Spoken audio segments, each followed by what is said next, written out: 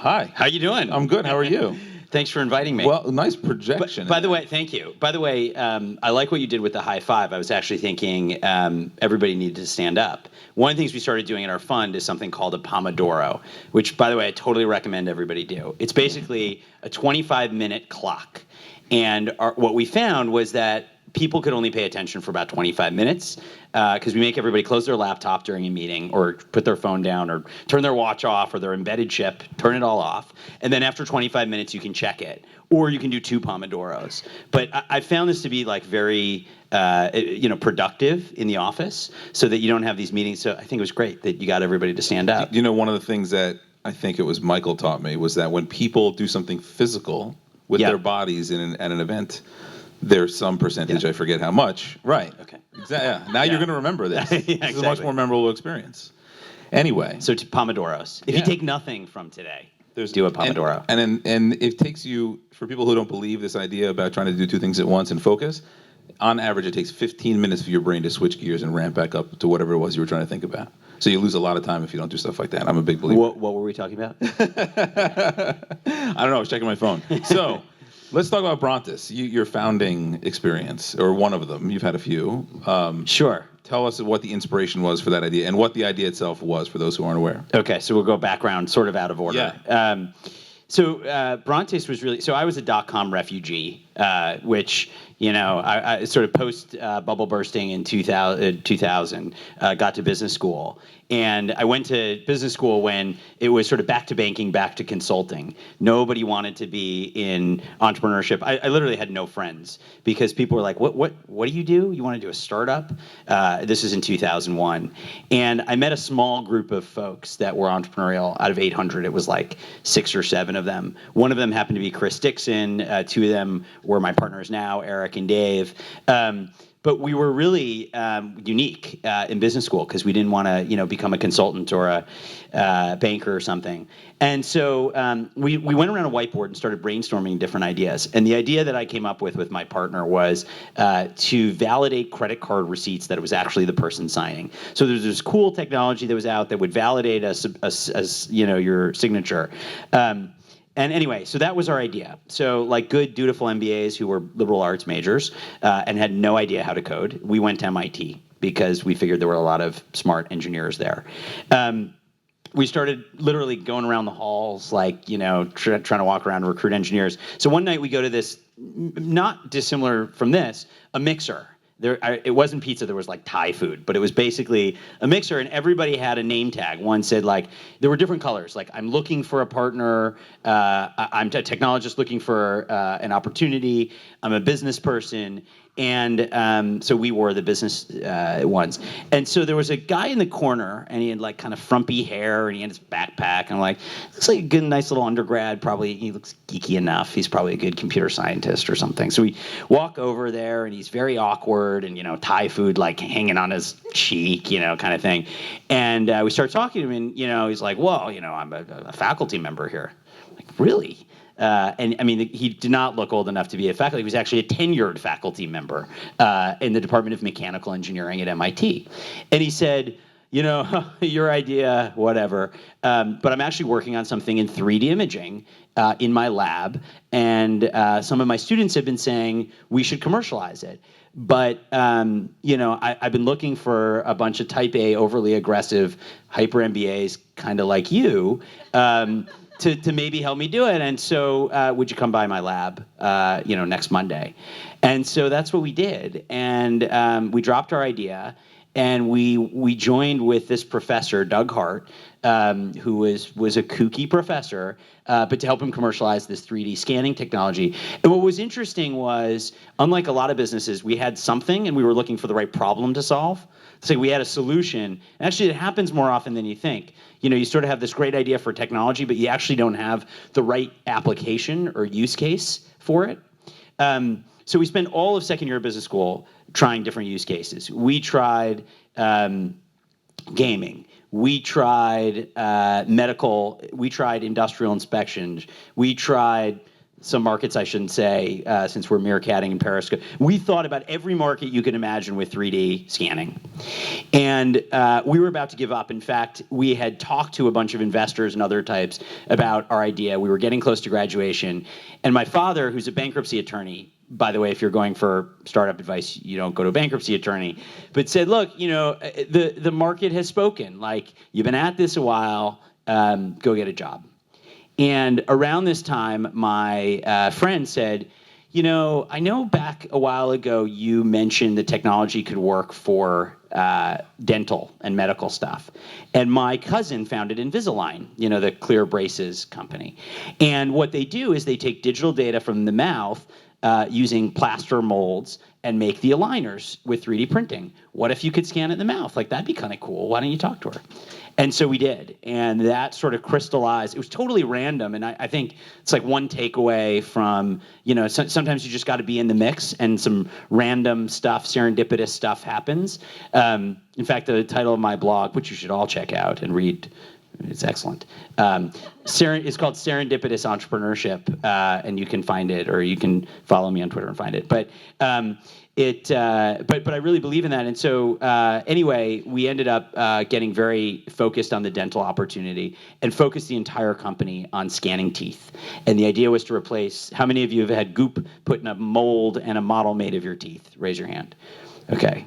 So there's evidence that your ancestors, the Egyptians, when they were making pyramids, were using the same technology. So we figured it was about time to disrupt the dental impression. Literally our first slide was Brontes Technologies, no more goop. That was our tagline. You can imagine it took a while to get funded. Ultimately, so fast forwarding, we did get the business funded. Well, hold on, let's take a break there for a second. Okay, so take a break. I agree with you with the serendipity, but you're taking, I think, for granted a few key points there. Number one being my cousin was the founder of Invisalign. That's not just, that doesn't, anyone else have those kinds of cousins in here? No, it wasn't my cousin. This was a friend who came up to me and actually made the introduction. Okay. Which I know doesn't happen all the time. My point here is more so as a takeaway for people here. Yeah. Who aren't at MIT with professors giving them ideas, who have a cousin's friend who's the founder of Invisalign. How might they create that? I think the point is, the best ideas and the connections can come from anywhere. And I just think, it's the idea of just being open to it and going to events like this. It doesn't happen if you sit in your home. By the way, every one of my colleagues was out doing the traditional job circuit. And we were out networking and going to places and trying to figure out what to do with this. And honestly, I think it was less about being at MIT or in Boston and more about just, we would turn over any card, anyone who would talk to us, we spoke to. Yeah, I think that's a very important distinction why we try to encourage people to talk to their neighbors here. So tell us about, would you have funded yourself, knowing what you know today? Hell no. Okay. And why? It was fucking crazy. Which parts? The whole thing. Besides you. We didn't know anything about dentistry. In fact, we went to an investor pitch, which passed on us. By the way, we probably had 50 VCs pass on us. And one of the guys said, which one of you are in dental school? And we laughed. And he was like, no, seriously. We're like, dude, neither of us are in dental school. Like, he's like, get out of my office. I think part of the beauty of it was so crazy. First of all, we were super naive, which sometimes is a benefit. And also, it was an industry that just hadn't been disrupted with technology. I mean, if you think about how, your dentist is probably very similar, the way they practice to they were 20 years ago and years before that. Only now is technology really starting to come into it. But no, I mean, it was, I give a lot of credit. In fact, one of our investors was a guy named Ted Dintersmith, who is a bit of an elder statesman in venture capital. And he said, I've done well in my career, and what I'm looking for is things that are different. Not a network security company, not this or that. He's like, I've been looking at tattoo companies. You're the closest, I haven't invested, this is the closest thing to that I've seen, so I'm gonna join on. And that's how it happened. So let's talk about that, right? So you raised some capital. Tell us a little bit of the story. In particular, what happens with your burn rate and how close you came to some trouble with that company. Yeah, I mean, like all these things. So first of all, because it was such a crazy bet, we got what's called a tranched financing, which sounds really complicated, but really it means they don't trust you enough to give you the whole thing. So we raised a round, but they gave half of it. Actually, they gave like 40% up front. and then 60% based on milestones. Now, here's one of the problems with that, and maybe you guys could sort of guess what happens. The milestone was a working device. So working device became, so fast forward a year, we're working hard, hiring a few people. We have like an 8 or 9 person team, and they come in for the demo. And I was always the patient out of fear that if we shocked someone or did anything, like at least it should be one of the founders. So I was always patient 0. So I'm laying back, the device is in my mouth, and it had 3 CMOS sensors and 100 LED ring lights. So it was extremely hot. It's in my mouth. So the way we figured out to keep it cool was you had to run water around it, because water is often the best way to cool.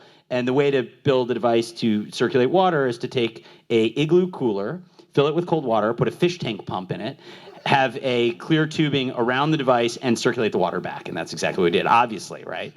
So this thing is going on. Water's dripping all over the place. The thing is hot as hell.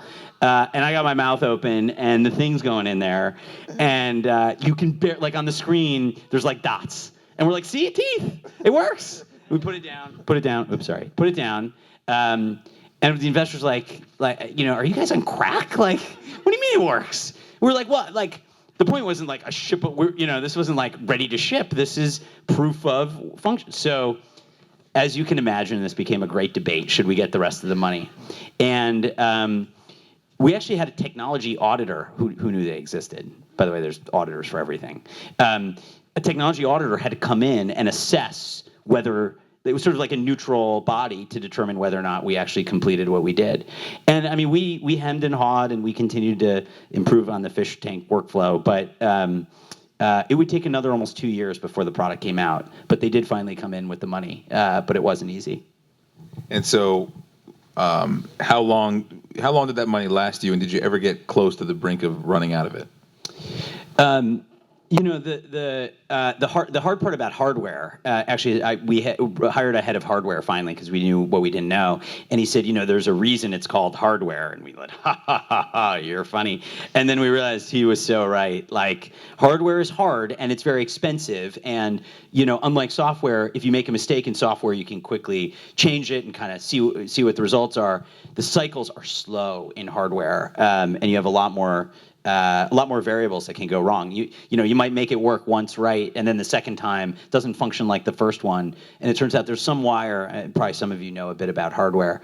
We burned a lot of capital, and I think it took us twice as much capital and twice as much time. The investors still believed, I will tell you, and if any of them are watching or see the cast, they might or might not, remember this. They were losing faith in us. I think they were encouraged. We did things like get verbal purchase orders. So we tried to keep them in the game by showing them that the market existed and showing more and more progress on market stuff. But they definitely were starting to lose faith in our ability to execute this as it went on and on and on. And it got better, but it took a long time. And actually, one of the things I'll say is we. In technology, you sometimes are forced to constrain the problem, right? Your goal is to build the flying car, but you realize like that's going to be hard. So how do you make it? How do you constrain it, or pick your product? We found we have to powder the teeth before we scanned when we first launched the product. We had always said you wouldn't have to do anything to the teeth. You just stick the thing in and take a picture for a minute or two. It turned out that the flats of the teeth, this part right here, the occlusal, is anyone a dentist? No, I forget. The buccal surfaces are flat, and the camera would pick up texture. And the way to get the resolution we needed was to spray titanium dioxide on the teeth. It's totally inert. It's in toothpaste and deodorant. But that was a big compromise. And by the way, the investors were like, what the hell? Like, we thought this was going to be, but that's also what happens in these startups is like you start realizing, well, we can develop for 2 more years, or we can go to market with this. And by the way, that product, even today, 10 years after the launch of the product, it's not as heavy. There's a quick scan, but a spray, they're still spraying powder on the teeth. And they've sold tens of thousands of units. Remind people, by the way, what year was this that this all went down? We started the company in 2003. The product launched the market in 2006. It's now marketed. So we sold the company in 2010 to 3M, and they not my branding, they call it the True Def scanner. True Def scanner. Yeah. It was originally called DEF. DEF. Not deaf. Not death. No, that was the first version. No, Fish tank. right, the fish tank version. Actually, when we sold the company, they called it the Lava Chairside Oral Scanner. I kid you not, for 3 or 4 years. This is why I am always optimistic about startups, because big companies name things like Chairside Oral Scanner, because that's what marketing departments do. So what did your father, before the sale, were you losing faith in your likely optimistic bankruptcy attorney father? My dad talks about it. Micah, this is crazy.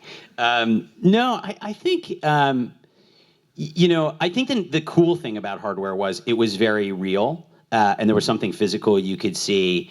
And I could bring people in the office. We actually built a mini operatory with a dental chair. And I also think it's sort of like what you're saying about speech. I also think it's true about the perception of the office, and all these things play a role into, does it feel like the company has momentum? Is it feel polished? And I think we worked really hard to make it feel like we were building something real. So, we bought a used dental chair on eBay. We bought a used light. And we brought in dentists. And a lot of them were like, this is great. It was extremely technique sensitive. You literally, our guys were so good at it, they would go shh, shh, and then a dentist would come in and they'd be taking them 10 minutes to do it, But we really worked at showing what it could be. I think one of the other lessons learned is entrepreneurs really do need to sell 12 months ahead. They can't sell 3 years ahead, so it's sort of this fine balance. I like to say, eyes way up to the sky, feet firmly planted on the ground. I think it's actually a great way to think about your job as an entrepreneur, is sort of always be sort of selling and envisioning the future, but not kidding yourself that the flying car is coming out tomorrow. And it's easier said than done, but I think it's sort of an important lesson. So you talked about this a little bit with how startups can pitch to you and being memorable. Yeah. So I want to make a parallel there, right? So what's an effective way that when you hear pitch presentations that resonates best with you now? So the first thing they do is follow me on Twitter at MicahJ1. Great handle. Great handle. Yeah, sorry, I couldn't, I'm being facetious partially because I like getting Twitter followers and I'm superficial that way, but also because I do think it's helpful when people have come in and actually have read my bio, or, can that few seconds of chit chat actually matters. You think about pitching. Pitching is more like an interview for a job than it is what you think a pitch of a business. The business happens to be the content that we're going to be talking about, but actually it's more like an interview, because the assessment is, do I believe you are going to deliver this business or do what you say you're going to do? And do you believe me as an investor will be a good partner in that? That is much more about the human stuff than it is about the business itself. The business is going to change, things are going to happen. So I think people who do that, keep that in mind, do a good job, really connect as a human. I do think, like everybody, I'm a sucker for a good presentation. When we met Kelsey from Invisalign, she told me that the way she raised money was she did the whole pitch. And then at the end of the pitch, she opened her mouth and she put these aligners on the table. She said, I bet you didn't know I was wearing braces. And they basically were like, oh my God, we got to fund this thing. And I think, whether you do something as elaborate as that, but I think really capture the imagination, really find a way to make the point that is memorable. I take probably 10 or 15 pitches a week. I'm going to remember one or two on the weekend. I'm going to remember them all, but which are the one or two that I'm going to go home and say to my wife or a friend, dude, I saw the cool, it's just, and that happens almost, every week or every couple weeks, but you want to be that one. In fact, there's a VC on the West Coast who says, only the one I remember is the one I follow up on. That's actually how I decide. I don't sort of believe in that. That's an extreme, but I think it's a useful thing to think about as someone who's pitching a business. So what's something someone's done recently that you didn't like? I think when people become argumentative and defensive without it, they may be right, but I think it's how they handle the questions. Sometimes people will say get real defensive and be like, that's not how it works, and a lot of it is in the delivery, but I do think you have to be able, you have to be able to make your case without coming off like it's a conflict. And I think inherent in that hour or 45-minute meeting, there's going to be conflict. That's part of debate. The question is, how do you handle it? And I think I learn a lot from how people handle the debate. So, you mentioned to me, I think something that Josh Koppelman had said about baking the world's greatest cookie, right? And so maybe first you could share what that means, and then also how people can be respectfully defensive of their vision if they think you're trying to steer them in a different direction. Yeah, and the story that I shared was one very well-known investor said to me once, one of the as I was moving into venture, having done literally most of my entire career in startup land, he said, "You're going to get a pitch, and the investor and the company's going to come in and they're going to say, we've got this great cookie company. These are the best cookies you've ever had. We use this special chocolate and this amazing recipe, and we just know how to make try one. It's the best cookies." And you sit there and you say, yeah, you're a great entrepreneur and you've got it going on, but it's really going to be brownies. Brownies are where the business is at. And you kind of go back to your partners, you say, there's a great brownie business that we should invest in. And slowly you start to sort of steer the entrepreneur in a way that you think the business should go, and you forget that you're not the entrepreneur. And I think one of my lessons learned, and one of the challenges for guys like me who are operators, now investors, is we so badly it's not just a control thing, it's a passion thing. And I think sometimes there's some tension around respecting the fact that even if I think the business is right and the entrepreneur is saying left, in the end, it's the entrepreneur whose business it is. And I've learned that, and I still learn that. So why did you decide ultimately to go into venture? Obviously you had a background as an operator. I'd worked on the venture side myself and talked about the frustration I felt in not being able to operate some of those companies or get much more deeply involved. So I'm curious how you balance that and what drew you to venture. Yeah, a couple thoughts there. One is, how many of you are entrepreneur or are working on a startup right now? So tell me if this visual describes your day, your hour, like good call, bad call, right? Like your inbox, right? And so VC is a little more like this. And there's pros and cons. Like you start to get really addicted to this. I know it sounds crazy if you're running a company right now, but you actually miss this, right? When you're not in it anymore. But I don't miss this part. I miss this part. And so that's how I think about the distinction. I mean, you've done it too, so I don't know if that resonates. But I think one of the reasons I moved to the venture side, I'd done 3 startups. One was a big hole in the ground. We raised $25 million and it disappeared. We had a $100 million valuation on paper. My partner went to go buy a Saab. Then the Saab didn't get repoed, but he basically did. So we went to 0. Then Brontes, which was a good exit, and then a company that's still running called Sample 6 in Boston. So we'll see. I was ready for a change.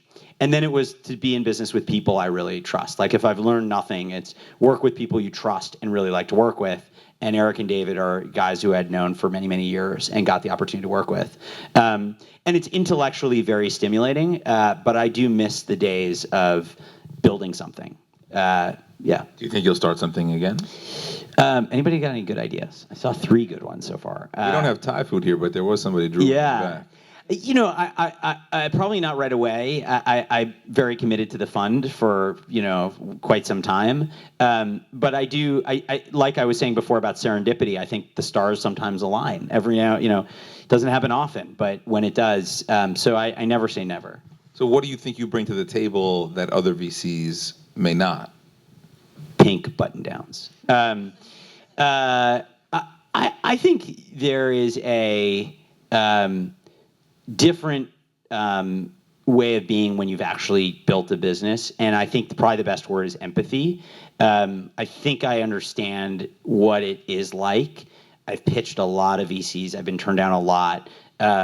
I basically was told I would fail by a lot of people. I printed those emails and put them up, So I know what it's like to be on the other side. I'm maybe that guy sometimes that people are like, that asshole. But I also think that there's benefit there. But there's other good investors there. I think for whatever reason, myself and my partners are among the first call entrepreneurs have when there's something going wrong, which I don't know is always, but like I think we're good sounding boards on particularly the soft stuff. You know, I'm having trouble with my co-founder, or I have this big decision and I can't decide. And I think I shared with you, but you asked for some of the personal. So, but I remember when I was running Brontes, I went to the doctor. I told you this story, but you made me. You triggered the thought. And the doctor said to me, you know, have you ever been diagnosed with high blood pressure? And I'm like 29 years old. No. And, you know, the doctor was like, I want you to put this thing on and check it, you know, in the morning, in the afternoon, at night, and write down the numbers. And after a week I brought it and he said, you know, you have high blood pressure. And like, man, my grandmother had high blood pressure, but I was like, wow, I'm physically, the startup is actually, you know, affecting me physically. And so, you know, I realize that, and I see it in our portfolio. I see, hopefully they're not getting sick, but I see the physical, toll that it takes on people. But I also get, you know, the excitement, and that's actually why a lot of people can only do startups for so long, for some period of their career. I'm certain you're not alone in that, in the physical manifestation of the stress that it takes on people's body. I'm sure there's people here who can relate to that. Enough people. I mean, Alan Murabayashi was on this stage from Hot Jobs and now Photo Shelter, talking about how Hot Jobs nearly literally killed him. So I think that's something that's very, very relevant. Yeah, you read in the news that the new CEO of United has a heart attack, and certainly I'm sure there's a lot of, but like, you know, and you know, people talk about work-life balance. It's not so easy, right? Like, or you know, many of us want to like be type A and perform, and it's just not easy to do that balance. Yeah, I mean, I know for me, it's like wake up and you're on and go to sleep and maybe it's off. Maybe I dream about the idea, but there's no off. The one thing I would say, I'm not building a company at the moment. I do think there's more awareness of the human side of our psyche and how that impacts business. You know, I'll plug Reboot, which is a podcast by Jerry Colonna, who was Fred Wilson's partner before USV at Flatiron, which was a really legendary New York venture firm. And he left venture to I think he went to become, like, he lived in a monastery and like went to learn meditation from the gurus. And now he comes back and he coaches CEOs and others, and he has this great podcast called Reboot, and he's got a company called Reboot. So I think there's a little more, you know, if you download Headspace or one of these, there's a little more of an understanding that like that it's healthy to you know, meditate or go to the gym or do what you do. So I want to talk a little bit more about being memorable in the pitch with software companies in particular. How can people be more memorable so that they are the one that you're thinking about on the weekend? That's a good question. Then if you're stumped, we can focus on Periscope because I'm pretty fascinated by that one in particular. Okay, we'll talk about both. So I think I'll use Periscope as an example. I think the way in which they pitched the company was this. So we invested in Periscope. I think it's running right now. Hey, Kayvon, hope everything's going well. How's Twitter? I think, so here's how they pitched it. It was really interesting. The pitch was, it's the closest thing to teleportation. So you actually have to think about it for a while. And I thought it was like such a great, actually, like I still have to think about it because like it's almost like, some of you may not even realize the reference, but like teleportation is this idea of like you can be somewhere else. Like, okay, it's real-time video. Like, let's call it what it is. But it's so, you know, like imagine, you know, I forgot what the examples were, but, you know, imagine you are, you know, in the space station and watching, and you're there, you know, it's a live stream, or you want a tour of a campus and you can just sort of get it on demand. By the way, a lot of the initial business was based on people would propose ideas that they wanted to live stream. And then it was going to be a marketplace, and then people were going to make good on those proposals. So you could say, I want to do a tour of the Stevens Institute of Technology campus at 3:00 on Tuesday. And someone would say, I'll do it for you. And then they would live stream it. And it actually has gone a slightly different direction, which is kind of like a lot of businesses, they tend to morph and pivot to the point where, it's basically just, sort of a flow, a stream of live video. And you can tell why Twitter bought them because of that. But really, so it was the pitch. The guys were, young, hungry, had a small taste of success before, but they had built mobile sites for colleges. And when I first saw the beta, by the way, I saw the beta actually after we invest, to be fair, but it was very addictive. I actually used it quite a bit in the early days, and there were only like 100 or 200 of us on there. In some ways, it was kind of more fun because it was like just a couple hundred people. You weren't worried about, random people watching. But I remember I periscoped my friend's wedding from California, and other friends who weren't there got to watch it, and I was like, this is cool. So I would have missed this deal, I'm sure. I would not have written the check, but because what I don't follow is live streaming technology existed. So what in particular about Periscope? I mean, your clarification on the marketplace is intriguing, so maybe that would have helped. But live streaming yourself, Google has it, or YouTube has it built into the platform today. But when Google started, Yahoo was a perfectly good search engine. And by the way, I was an investor. I would have been like, who the hell needs another search engine? Like Yahoo's perfectly good. And when Kayak got started, Travelocity was pretty damn good. I think it's striking. It's a moment in time. And I think the view I had was we finally had the ability to stream in our pockets good quality video anytime, anywhere. But I don't think that was possible even 2 years prior. You're absolutely right. From Twitch to YouNow, we're actually an investor in YouNow. There have been and a lot of failed startups in broadcast video, but it's moment in time. It's knowing when the contextual factors, and by the way, it's so easy in hindsight, but it's knowing when those contextual factors line up. Because most businesses have been tried, but it's like, why at this moment? And by the way, the best entrepreneurs are able to explain why this moment in time is the moment for their startup to exist. There's two questions that matter: why this moment and why you. That's really all that matters. So why am I uniquely qualified to do this business? I'll give you a 2-second anecdote if I can. Yeah. This guy, Drew McElroy, a native New Jersey resident, came to the office and he said, I grew up in the freight brokerage business, like yawn, freight brokerage, like what's that? And he said, I graduated from college, and soon thereafter, unfortunately, my father passed away, and he ran the business with my mother. And we have an office of people on the phone who basically match truckloads with trucks. That's what freight brokers do. By the way, it's a huge business. And he said, so I helped my mother run her business for like a bunch of years after my father passed away. And I'm sitting there, and then I see Uber rise up, and I see all this technology. I'm like, why are we on the phone all the time? Hunting down the truckers, figuring out what load, how much does it weigh, why isn't there any technology? And so he matched himself up with, don't tell your previous guest, but a former Gilt, senior engineer, and they started working on trucking technology. And honestly, I had no thesis, I had no interest in trucking technology, it wasn't on my mind. But it answered those two questions, right? One, actually I asked him, do the truckers have smartphones? He said, not only do the truckers have smartphones, they have Wi-Fi in their cabins so that they can watch Netflix while they're driving. Really fucking scary. So, if you're ever driving by a truck, check out what they're watching and stay far behind. And two, they're finally ready for and I'm probably the only 30, or I think he was 30 maybe at the time. I'm the only person thinking about this problem. Maybe not the only person. There's certainly but there aren't armies and armies of engineers thinking about how to solve freight brokerage. And we'll see how the company does. It's early. They just raised some capital, but I like that combination. I'd take that bet.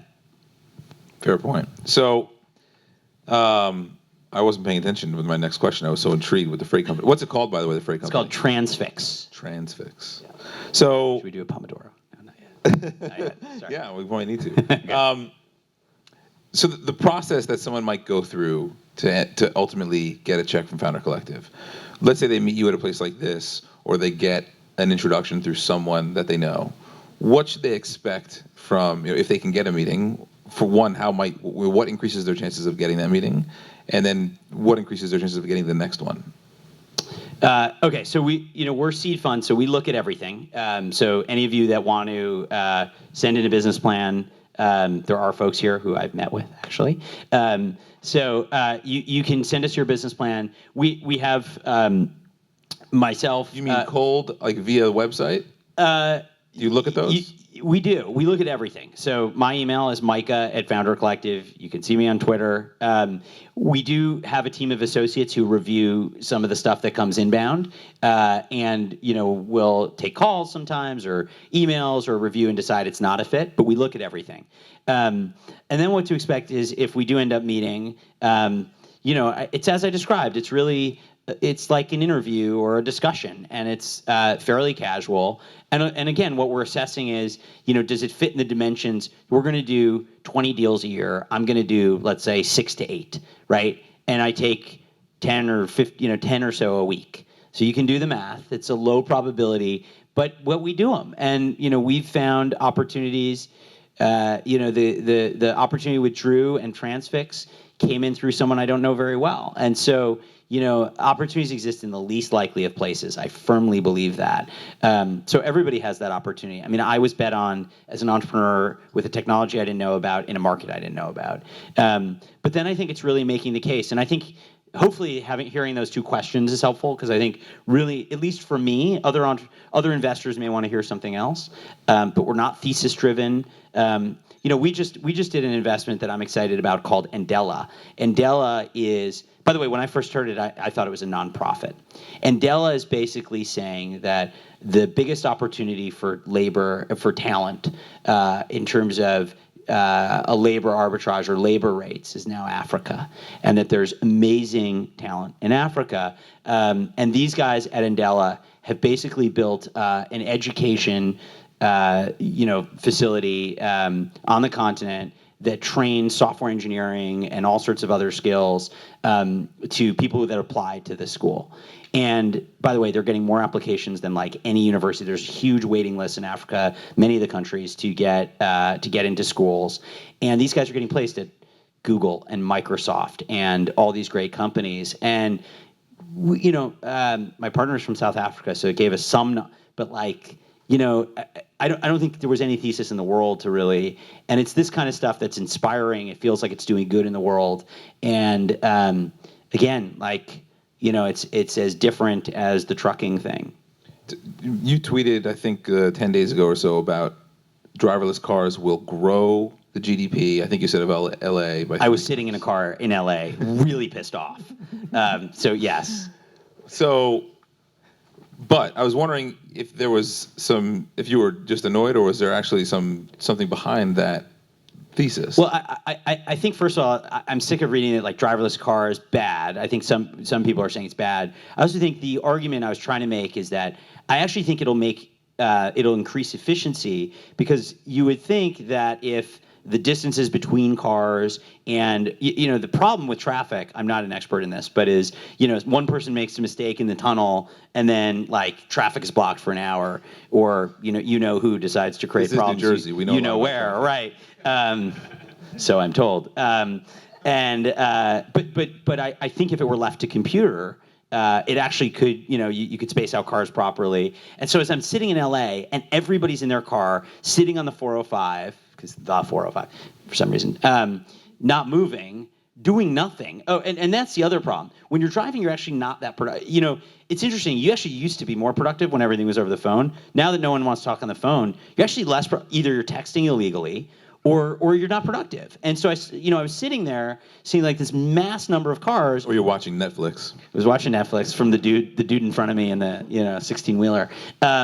But like I was shocked. It just like it is. I mean, it's such a drain on productivity, and you really see it in LA. You see it here too. But you talked about startups that are able to create new markets, where Uber is an example of that, right? They grew the market in San Francisco. That's right. The taxi market by, I forget the number now, 3 times or something, right? How many of those do you come across, and how many of those do you believe?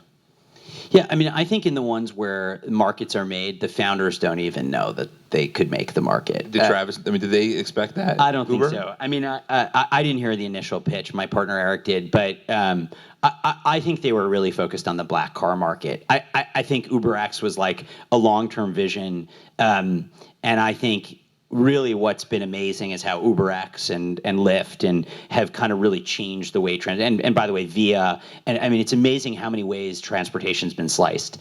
I don't think anyone saw that coming. Honestly, I think if you polled the best venture capitalists in the country, in the world before, like that was not a category anybody was watching. But I think a lot of, MakerBot, which was this 3D printer in Brooklyn, I had worked with 3D printers at Brontes to make prototypes for years. I thought the parts were ugly, the systems were slow, they were expensive. There was no way I thought that mass consumer adoption.